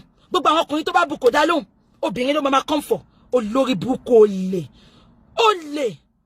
ó máa sẹ́ẹ̀lì yẹn out ní kò láṣìírí kankan bó bá ṣe ń bá yín sọ̀rọ̀ ló máa pa àwọn èèyàn ló máa sọ̀rọ̀ fún wọn olóṣì ẹ tó ń wò láwòsùn kó olórí burúkú ní Maryland jẹ́ mú ẹ wọ́n bá mi ṣú ẹ jẹ́ mú ẹ Victor Queen ò ní jẹ́ tán kó tó spọ́tà sọ̀rọ̀ lọ́kọ́wọ́ Genesis fún olè ìwọ náà sọ̀rọ̀ over 1 million lọ dá fún lórí burúkú ẹ̀ ìwọ ń pèèyàn kan jìgólò òun bú Lizzy ta ló lóyún tí ọmọ àlè ní ẹ̀ náà ọmọ àlè ní ẹ̀ ẹgbẹ́ igbó kan tó wà ní Port Harcourt lọ ti sọ pé ìyá ẹ̀ ti gbé ẹ̀ náà aṣẹ́wó ló gbé ẹ síbẹ̀ tó gbé ẹ̀ ìyá ẹ̀ kọ́ ló bí ẹ̀ ìyá tó celebrate ẹ̀ kọ́ ló bí ẹ̀ àbúfẹ́ gbọ́tàn ni mi ìbátọ̀ ṣùgbọ́n mo bá àrọ́bá ní bàbá àtọ̀ máa pàtọ̀ fún ẹ lọ́sàn yìí olórí burúkú ọmọ àlè ọmọ àdánù ó pé gbogbo àti òbú mi fún ẹ lọ́díẹ̀s because you are a non-living thing nínú gbogbo ọkùnrin orí Facebook ìwọ ló rọ́bìṣì jù adófòrò olóṣì a máa jó a máa pout a máa lọ́tọ̀ pọ̀ a máa kó tán létán a máa fún okó pọ̀ a mú ẹsẹ̀ a máa cross ẹ̀ a máa cross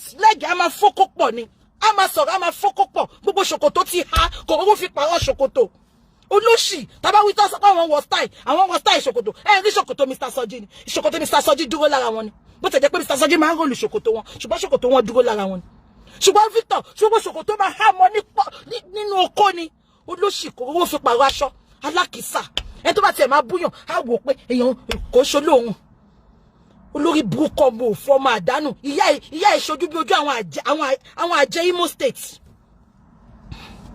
olórí burúkú a máa fọ́kọ́ pọ̀ ní pedophile ni ẹ̀rí tí òbú bàbá Ìjẹ̀ṣà pedophile ni Victor bàbá ńlá olórí àwọn pedophile Maryland ni a máa jó a máa pout mi ìrìbí tọkùnrin tí ń jó tó ti ń pout rí a máa pout a máa ya wọn síta ọkùnrin olè gbogbo ẹ̀yin speaker ló sọ̀rọ̀ fún Genesis àwọn èèyàn dẹ̀ wò pé ìwọ lo duras Genesis figure ó dẹ̀ dá over 1 million fún ẹ mo bá ń wò lójoojúmọ́ báyìí má bí àwọn tó máa wá sọ fún mi manager ṣó sọ̀rọ̀ 1 million wá ní kò sọ àṣọ lórí burúkú ó kó 1 million jẹ kó tó bọ́ta sọ̀rọ̀ lọ kó 1 million fún Genesis 1 million tó dá fún ẹ pé àwọn èèyàn dá fún ẹ pé kó fi support ìkórè Genesis ó kó sílẹ̀ ìwọ náà ń sọ̀rọ̀ ẹ̀yin oní dọ̀tí association of dirty set of people olórí burúkú ọmọ ìyá aṣẹ́wó kò mọ ìyá ẹ ìyá tó wọ jọ́ọ̀jì jọ́ọ̀jì tó jẹ́ pọ́n ti fi ṣe parọ̀ mo rántí pé ìyá rẹ̀ mi ẹ mà àwọn ayọ́ kan báyìí àwọn ayọ́ burúkú báyìí àwọn ayọ́ kan báyìí nígbà ayé ìyá rẹ̀ mi wọ́n máa kó fáwọn pàrọ̀ akó jọ́ọ̀jì fún wọn jọ́ọ̀jì yẹn nìyá ìwọ ǹjọ́ bẹ́ẹ̀ di olórí burúkú ìyá ẹ̀kọ́ nìyá yẹn ẹgbẹ́ Imo State hòtẹ́ẹ̀lì náà ti gbé ẹ tó gbé ẹ fún ìyá yẹn ò bímọ kò bímọ wọ́n adopt ẹni tó ẹ pò fẹ́ gbọ́rọ̀ ọmọ òṣì ọmọ àdánù ẹ jọ̀ọ́ mo tún bẹ̀ yín lẹ́ẹ̀kan sí mo ń bẹ̀ yín lẹ́ẹ̀kan sí ẹ̀yin abiyamọ ayé ẹ jọ̀ọ́ nítorí Ọlọ́run ẹ jèbùrẹ́ ẹ jẹ́ ká fi Lizzy sílẹ̀ mo bá sọ̀rọ̀ lánàá she's not in a good state of mind èmi gan mo school there lánàá àbí kò yé yín she's not mo mọ̀ pé many of you máa sọ pé ẹbí tó yín ṣe field yẹn a ti mọ̀ bẹ́ẹ̀ ṣùgbọ́n ẹ jọ̀ọ́ ó ti tó ẹ ti ṣe fún tó ẹ jọ̀ọ́ ṣe wọ́n pé wà tó comfort yín náà gbogbo yín náà lẹ́bù ẹ jọ̀ọ́ mo bẹ̀ yín ni ẹ jọ̀ọ́ ẹ má ro ti Lizzy sí ẹ bá mi ro tọmọ òkókó tó gbé dání ó máa fọ́ ọmọ lọ́yàn ẹ jọ̀ọ́ ẹ ṣàánú mi ẹ jọ̀ọ́ mo tún bẹ̀ yín lẹ́ẹ̀kan sí ẹ jọ̀ọ́ ẹ má drag wọn mọ́ ẹ fi Lizzy sílẹ̀ ẹ jẹ́ ká wish wọn àtàlájì well Fọlá tó dẹ̀ ń pariwo kiri tó ń pín voice note kiri àbí kò yé yín Fọlá náà mo bẹ̀ Fọlá jọ jèbùrẹ́ jẹ́ ká lọ sí round table ká sọ bí gbogbo ẹ̀ ṣe máa parí ọjà tọmọ ti wọ̀ ní Fọlá àbí kò yẹ ọjà tọmọ ti wọ̀ ní tó kó má jàjà pé ìwà àtọkọ ẹ náà ẹ ní sọ̀rọ̀ mọ́ Fọlá jọ mo bẹ̀ lẹ́dàá ẹni Fọlá ẹ jọ nítorí Ọlọ́run ẹ jẹ́ kó tán gbogbo ẹ̀yin tẹ́ ń fi story olórí ṣe rí nǹkan tí máa ń sọ fún yàn nìyẹn ó dàbí ìgbà tí mò ń bá tèmi àti Esabod tí mo yìí ń bẹ́ Esabod ṣe tí ẹ̀gbọ́n mi àkọ́bí màmá mi tó wà ní Manchester Esabod pè mí gbà yẹn tó sọ pé ó ń support àwọn ayé Esabod ní káwọn deal pẹ̀lú ẹ̀ no sorry ìgbà tó lọ gbé story ìyàwó bàbá mi fún Esabod wá pè mí ó lóun fẹ́ ṣe ó ní kí wá fóun ní gbogbo story yẹn bó ṣe ṣẹlẹ̀ mo dẹ̀ sọ fún Esabod mo ní no it is a family issue I'm not going to talk about it. Mo ní màmá ẹ má sọ̀rọ̀ ń pa ẹ filẹ̀. Màmá yẹn dẹ̀ gbọ́. Àbí kò yé yín. Màmá yẹn dẹ̀ gbọ́ because tẹ́ bá ti ń gbé family issue wá sórí social media, what do you expect?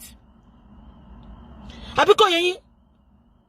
Kò yé yín tẹ́ bá ti ń gbé family issue wá sórí social media, what do you expect? Ó máa bá yín ti kàbọ̀, ó máa bá yín fi tomato sí tarodo sí ni. Ẹ jọ̀ọ́ nítorí Ọlọ́run, ẹ jèbùrẹ́. Ẹ jọ̀ọ́ mo wá promise yín pé everything òun láti rí. Ẹ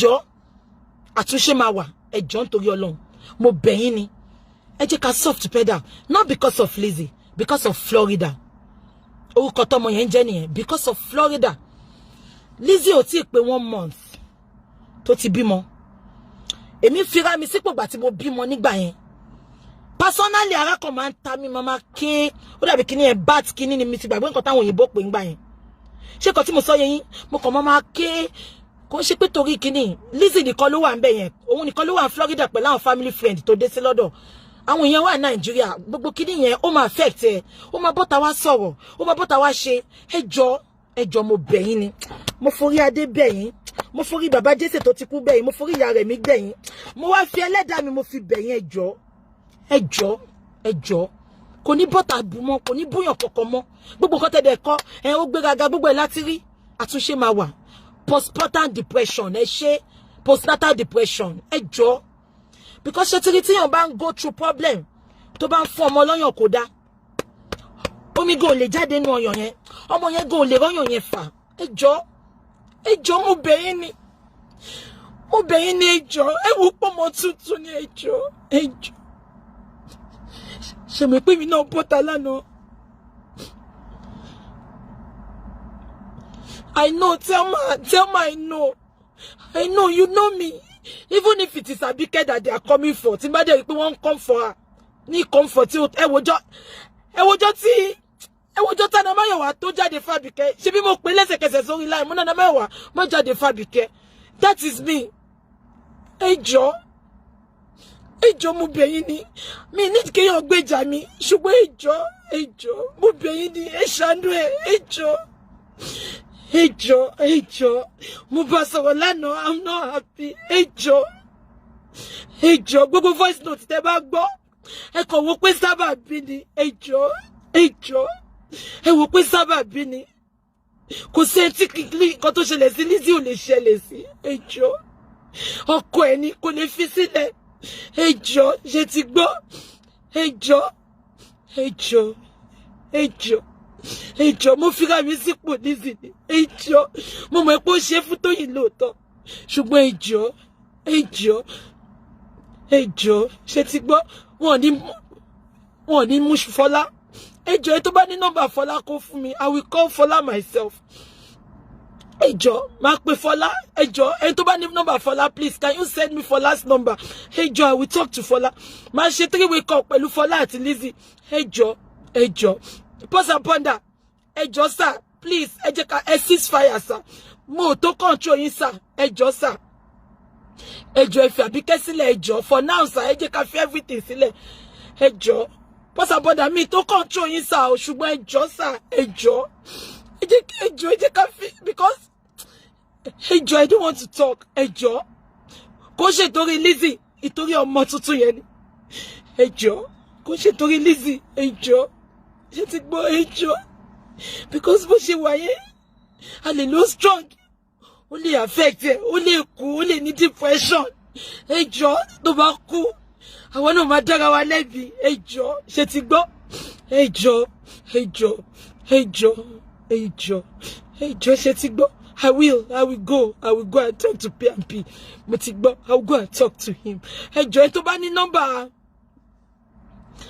mo ẹ jẹ́ kí n kà kọ́tẹ́kọ́ wọn lè arrest Fọlá ẹ gbàgbé àtúnṣe máa wà sẹ́ẹ̀ wọn lè arrest Fọlá I can assure you that ẹ tó bá ní nọ́mbà Lizzy ẹ send ẹ sí nọ́mbà Fọlá ẹjọ́ ẹ fún mi mo fẹ́ ṣe 3-way call pẹ̀lú Fọlá àti Lizzy ẹjọ́ gbogbo ẹ máa látúnṣe ẹjọ́ ẹ tó bá dẹ̀ ní nọ́mbà Tóyìn náà ẹjọ́ ẹ fún mi nọ́mbà Tóyìn náà ẹjọ́ àgbàlagbà máa ń tún nǹkan ṣe ni ẹjọ́ ẹ jẹ́ ká túnṣe ìkan náà ni gbogbo wa èdè lè yàtọ̀ ìkan náà ni wa ẹjọ́ ṣe ti gbọ́ Mr. Lawal ẹ jẹ́ ká fàdúrà ràn lọ́wọ́ ó lè ti máa ṣe tipẹ́ ṣùgbọ́n bí tó lọ yẹn kò lè kúrò ńbẹ̀ ibi tó máa ti kọ́ lọ́gbọ́n nìyẹn so ẹjọ́ ṣe ti gbọ́ ẹ tó bá ní nọ́mbà Lizzy ẹ fún mi nọ́mbà Fọlá ẹ fún mi nọ́mbà Tóyìn ẹjọ́ ẹ fún mi ẹjọ́ ṣe ti gbọ́ ẹ ṣé mo dúpẹ́ ẹ ṣé ẹjọ́ ẹ ceasefire ẹjọ́ àmọ́ pé gbogbo ala ní àwọn ta nífẹ̀ẹ́ sí but ẹ jẹ́ ká ẹjọ́ ìtòyọ ọmọ yẹn ni because I spoke with her yesterday she's not in a good state of mind I can tell you that ẹjọ́ ṣe ti gbọ́ ẹjọ́ ẹ ṣé ẹjọ́ ẹ tó bá ní nọ́mbà Fọlá kó fún mi wọn lè fọlọ́pàá mú Fọlá wọn ò bí anybody dá kó mú Fọlá ẹ tó bá ní nọ́mbà Fọlá kó fún mi ṣe ti gbọ́ wọn ní track ẹsẹ̀ wọn ní ẹ̀yẹn fún mi nọ́mbà Fọlá ṣábẹ́ pé máa sọ fún yín pé nǹkan tí n bá ṣe lẹ́yìn máa wá sọ ń ta anything tá bá discuss mi ń record èèyàn but máa wá jíṣẹ́ fún yín ta ṣe ti gbọ́ ẹjọ́ ṣe ti gbọ́ ẹjọ́ ẹ ṣé mo dúpẹ́ ẹ ṣé Ọlọ́run á dúró tì yín aláṣọ àdúrà a sọ pé torí mọ̀ nkẹ́ o máa jáde fún mi bó bá jáde fún mi máa jáde fún ẹ aláṣọ àdúrà àwọn èèyàn gidi ni mò ń kí lórí Facebook ni mò ń bẹ̀ aláṣọ àdúrà mi ìbẹ́ tó bá jáde fún Lizzy máa jáde fún ẹ aláṣọ àdúrà ṣùgbọ́n pé mi sọ pé káwọn blogger máa jáde ṣùgbọ́n aláṣọ àdúrà ọ̀rọ̀ ìgbésí ayé Lizzy ò tọ́ sí ẹ lẹ́nu tó bá jáde fún Lizzy àbí tó bá update fún Lizzy aláṣọ àdúrà wàá jẹ sagbana ìyá àgbàyà aláìnítìjú ẹ wo bí tí wọn ti bẹ̀rẹ̀ tán bá kóhun náà bí yóò wù mẹ́rin ló máa fi so ohun pọ̀ olóṣì olórí burúkú tó fẹ́ máa gbá wọn ìyá afá àṣìírí tó lọ fẹ́ yọ owó sí wọn àwọn olùfẹ́ máa fi yẹn gbá olórí ibú ìyá afá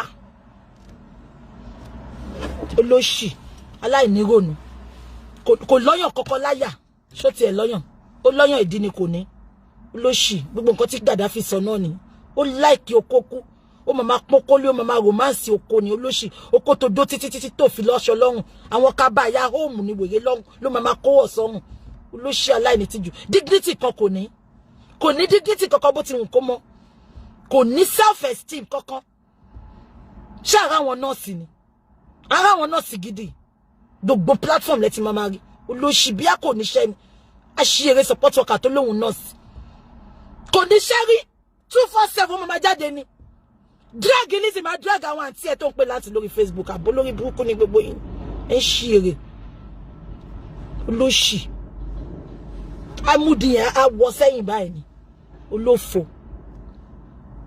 ìyá òfò kò sí ẹ lọ́ máa wo ọkùnrin ló máa attack bó ṣe bọ́ta nígbà kan nìyẹn mi mọ́ kí ló kọ lady yẹn tó fẹ́ ṣe ìyàwó ó bọ́ta ó fẹ́ drag ọkọ ẹ̀ ńgbà yẹn náà kí ló dé ó ṣe jẹ́ pé àwọn ọkọ ló máa attack olórí burúkú very shameless woman ọlọ́run jẹ̀dá lọ ṣe kò dá nǹkan tó ṣe dàre má dá lóhùn kò ní tìjú kọ̀ọ̀kan á máa fọ kiri ní god bitch woman ẹkún tí mo sùn ọ̀sán pé kí mi má jáde fún mi ẹ̀pọ̀ má jáde náà bó ṣe máa gbé àyà yẹn àyà tó ga sókè débi irùngbọ̀n yẹn bó ṣe máa gbé àwa jókòó ẹ̀rí láǹjọ ẹ̀ náà olóṣè tá a bá máa sọ story ló máa ìtàn ló máa pa òun ní 17 flat sákúrẹ́ làwọn ẹgbẹ́ kọ́lé sí olórí burúkú èlò ló ń talẹ̀ àkúrẹ́ làwọn ẹgbẹ́ kọ́lé sí olóṣì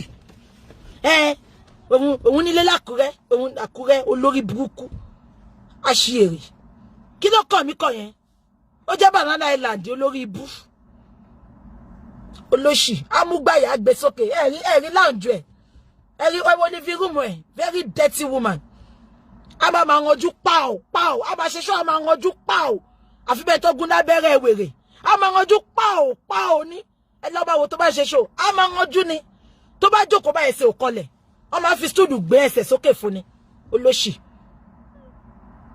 ìwọ ló fẹ́ máa búyàn gbogbo platform lẹ ti máa rí olóṣì ẹ sábọ̀dù jẹ́ ṣọ́ra tó mọ̀ pé ẹ sábọ̀dù tó lọ ta pẹ́rẹ́ mọ́ǹsì nǹkan kan lòun wá ń bẹ̀ kò ṣe pé love ẹ̀ nǹkan kan lòun wá ń bẹ̀ very dirty woman aláìní tìjú olóṣì olóhùn kò láṣọ gidi kan lórí ikọ̀ ipò tẹ̀ ń ṣe pati mo ráṣọ gidi kan lọ́rùn ẹ̀ mo rí nǹkan kan lọ́rùn ẹ̀ Gaddafi olóhùn ṣe surprise fún ẹ wo surprise tó ṣe fún Gaddafi bí ìgbà tó ń ṣe 8 days fidao bí ìgbà tó ń ṣe 8 days remembrance ẹni tó kú ó ṣe tòkú fún Gaddafi ó sọ pé òun ṣe birthday fún ẹ wo kéèkì yẹn mi gbọ́dọ̀ fún yàn kéèkì yẹn fi ṣe gift kan gbà lọ́wọ́ mi kéèkì yẹn dàbí ìgbà tí Israeli wá bá ṣe kéèkì ìgbà tí Israeli ṣe pálọ̀ birthday ta fi ṣe ṣọ́tò photoshoot bí kéèkì yẹn ṣe rí nìyẹn bó ṣe rí ni kéèkì ẹ ṣe rí very useless woman kò gbọ́ fáàrí kankan bó ṣe wù kó rí ẹ ti mọ̀ pé Àkúrẹ́ ni wèrè dàgbà sí kò gbọ́ fáàrí bówó ọ̀rọ̀ àti bùbá náà àwọn ayé pé lè sí tíyà rẹ̀ mi ti wọ̀ tíyà rẹ̀ mi ò wọ̀ mọ́ ni ẹ sábàdì gan gbọ́ fáàrí jù ìyàwó èrè olórí ibù àwọ̀ bàtà náà àwọn something else ti tà nígbà yẹn something else ìgbà tí mo kọ́kọ́ dé lùí ní tí mo ti rí bàtà lórí something else ó bá àjẹbí pé yìí nù ó yìí ń wọ̀ dísìn àwọn bàtà something else ní 25 years ago ayé máa nu bàtà something else 25 years ago lóyìn wọ̀ ń sìn ìwọ yẹn ló wá fẹ́ sọ̀rọ̀ síyàn olórí burúkú ẹ wo bó ṣe rí gbogbo àtijọ́ tí mo ti mọ lórí social media bí ìraṣọ gidi kan lọ́rùn pé kíyàn tiẹ̀ wọṣọ kọ́ appreciate ṣe bá Àbíkẹ́ ló wọṣọ yẹn aṣọ yẹn dúró lọ́rùn ẹ̀ ni ó fine girl my friend Àbíkẹ́ ó ní dreadlock ìsọnù dreadlock ẹ̀ bíi títorí tẹ̀túnà dreadlock tó ní tẹ̀túnà gan dájú tiẹ̀ lọ dreadlock ẹ̀ dàbí ìgbà tọ́jú bá pa adìyẹ tó bá lọ irun má dìyẹ lára olórí burúkú dirty old idiot old hag ẹ bó ṣe rí ẹ wà àwọn tó pè láǹtí ẹ náà fíà ìran ọmọ ibi kí n tọ́ka àǹtí ẹ sí ẹ orí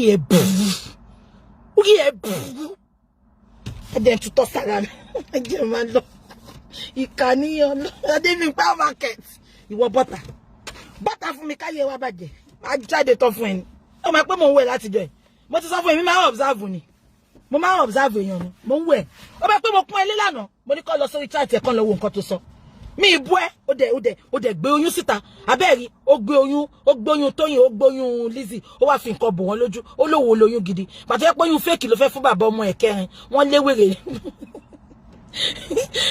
Fikibayo sọ pé dreadlock said that be 3 blind mice. Fikibayo only comment sọ́nà.